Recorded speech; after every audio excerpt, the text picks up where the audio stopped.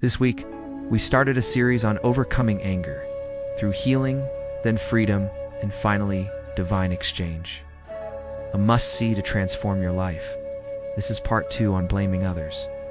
Blaming others is one of the most common traps we fall into when we feel frustrated, hurt, or powerless. Whether in leadership, marriage, or family, pointing fingers can feel justified. But it keeps us from growing, healing, and solving the real issues. The Bible tells us in Galatians 6:5, "For each will have to bear his own load." Taking responsibility is not about guilt, it's about empowerment. When we blame others, we hand over our power and allow resentment to control our lives. In leadership, blaming others can erode trust. A study by Harvard Business Review shows that leaders who consistently blame others see team morale drop and productivity decline. People stop taking initiative because they fear being unfairly blamed. The opposite is true when leaders model accountability. Teams become proactive, loyal, and solution-focused. The same applies at home. In marriage, blaming your partner for every misunderstanding creates a cycle of defensiveness. In families, blaming children or siblings only teaches them to avoid responsibility and fear judgment. Instead, choose to own your part. Ask yourself, what can I do differently here? This simple shift opens the door to real dialogue and growth. Proverbs 28:13 reminds us, "Whoever conceals his transgressions will not prosper, but he who confesses and forsakes them will obtain mercy."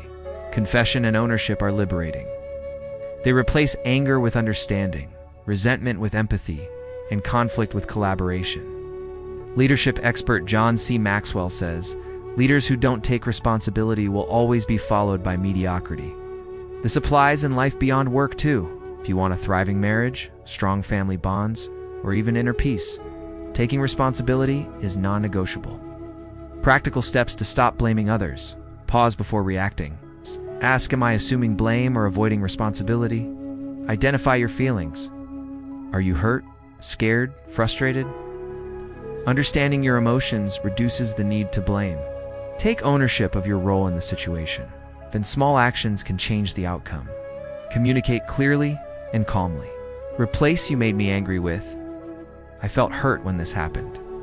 Reflect and adjust. Leadership is a daily practice, and family harmony grows when each person looks inward. Research in psychology shows that people who practice self-responsibility report higher emotional intelligence, lower stress, and stronger relationships. Leaders who own mistakes inspire trust. Employees who take ownership innovate more, and family members who own their actions build bonds that last a lifetime.